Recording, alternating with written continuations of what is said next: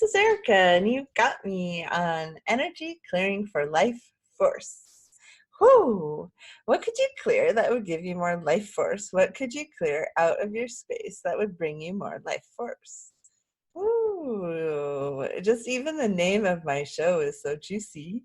I love it. I'm so excited today. I'm not sure why.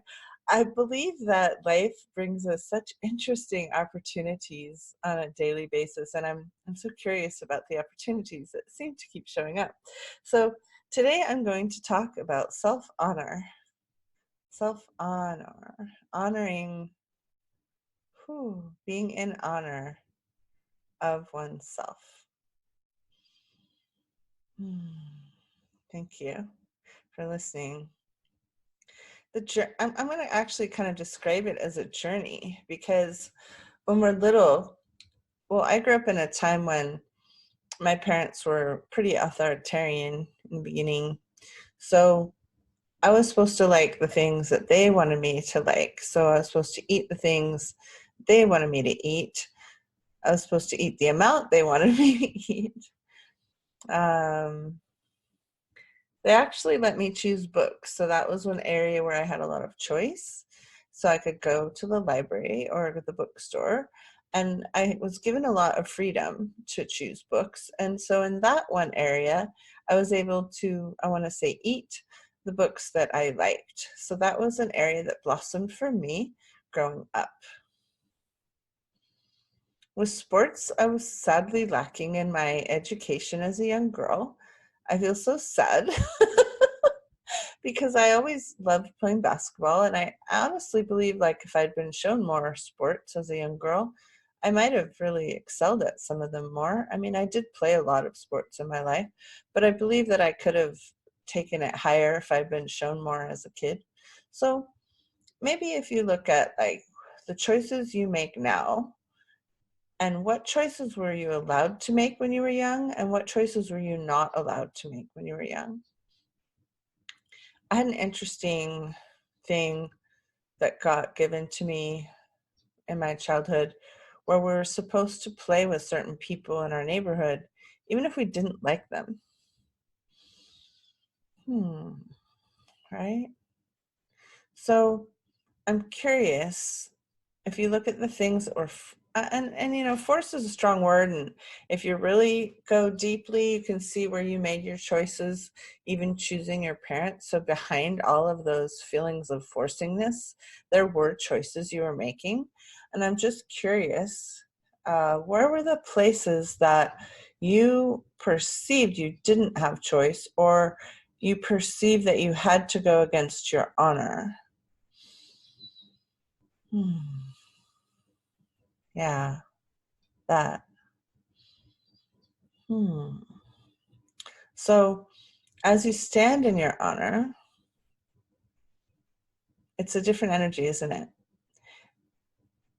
I think I learned, I think it was in the 90s when I worked for Intel Corporation, and I would have a discernment energy around meeting times, and I'd be like, that one doesn't feel very good. And I used to try to ignore that and just go with whatever everybody wanted. And then every single time I went against what my gut said, what would happen is the meeting would blow up. Something wouldn't work. Someone couldn't make it. My boss had to change it at the last minute. Someone went out of town. Something would always happen to kind of mess it up. So I came to know, and this was in the early 90s, that when I did have that, it wasn't just for me. It wasn't just for me. So the honoring of me wasn't just for me. It actually helped everyone.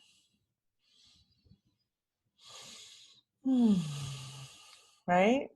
So I had an interesting experience at a restaurant this week with a group that I'm part of, and they gave us just like the worst service, like in the history of service. I'm pretty sure it doesn't get, well, I'm sure there's worse service than that, but things like they brought the food and didn't bring the silverware. Yeah, really. Like 15 minutes sitting without silverware. It was so strange. The meeting was about 2 hours, and 1 hour and 40 minutes in, they still hadn't brought a lot of the food, and they came out and retook down the orders because they'd lost them all. So I left that meeting and I thought to myself, well, that restaurant really doesn't like that meeting. Like, it doesn't want that meeting. It's too big for it and it doesn't have the capacity easily. And it's not very fun for that restaurant to have us. And I went back to I'm on the leadership team and I said, to the head of the group, and I said, I think there might be a restaurant that would like having us. And she totally agreed. And I found one so fast and it fits so well. And I went out to the group and I said, okay, and we just made the choice. We're going to be at a different place next month. And the whole group was so thankful. And I just tuned into, what restaurant would like to have us versus what restaurant really didn't want us there. And it wasn't personal, do you see? So when you're looking at this, like being in honor, right? So for that group in that restaurant, for that first restaurant, it wasn't in honor of itself to have us there. It didn't work for it. It didn't like the business. So you can't force something to be in honor of something. Like, you can't force it. It needs to be in honor of it. It's like in grace of it, in flow of it, in awareness of it, in joy of it, right? Yeah, that. So I just want to encourage you, as you get intuitions and as you tune into what side of something you want to be on or where you want to take your stand, when you honor what you know, it will work for not just you, it's going to work for everyone. So it, others may not get it because you may not be able to explain it in a linear fashion. So it's very exciting though. So just trust that, go with that, and look at any places where you're not honoring you and see what can be done to clear that out. Because when your entire life is filled with honor, there's a grace and a beauty to that that's unparalleled. That's my show for today. Energy Clearing for Life Force. This is Erica. You can find me at energyclearingforlife.com. It's my new brand, and theblessingmedium.com. If you want to have a reading with me, go head over there, and I look forward to many more conversations.